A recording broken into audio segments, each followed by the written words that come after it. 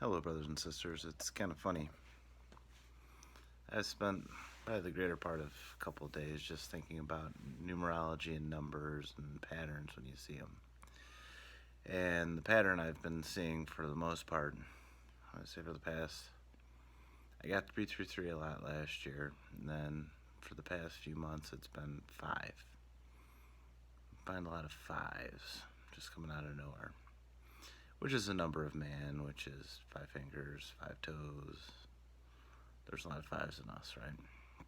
And then what I've also been getting is a lot of indications of 7-Eleven, which, by the way, free Slurpees tomorrow. So if you don't have a 7-Eleven near you, hopefully you do, free Slurpees. But when I first started getting these 7-Eleven things, I started looking into the various people who are Illuminati principle, and they look at the pyramids, and the pyramids all have these 7-Eleven relationships, 7 high, 11 wide. A lot of the obelisk and everything are based off of that. I don't know the specifics. I really just don't care to know any of the Masonic stuff, but I guess there's something there. And then, just in my own personal life, my daughter in NICU, she was supposed to be discharged on Sunday, and now she's being discharged on 7-Eleven. It's just always funny. So I'm like, okay, why does this keep popping up? It just keeps popping up. So when I was thinking about the words of Christ and everything else, went to biblical 7-Elevens. Now what did I come with? It came back to the beginning. You know, God's the Alpha and the Omega, beginning and the end. So in the end, there's probably a pointing to the beginning. Now look at Genesis. So in July, let's assume the month of 7, chapter 7. Let's say we're going for chapter 11. And then we're going for chapter 18, for 7-11-18. So in chapter 7, guess who we have? We have Noah. It's the flood. Genesis 7 is the flood.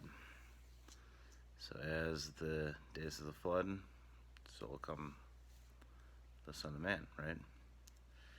Now in 11, this is where I had a little more of an interesting perspective, because I'm like, I know the covenant with Abraham was established in 12. What happened in 11? And that's the fun of it all, right? So it goes into what,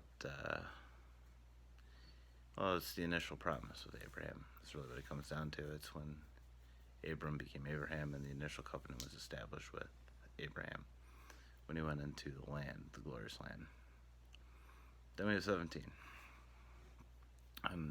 Or technically it's 18.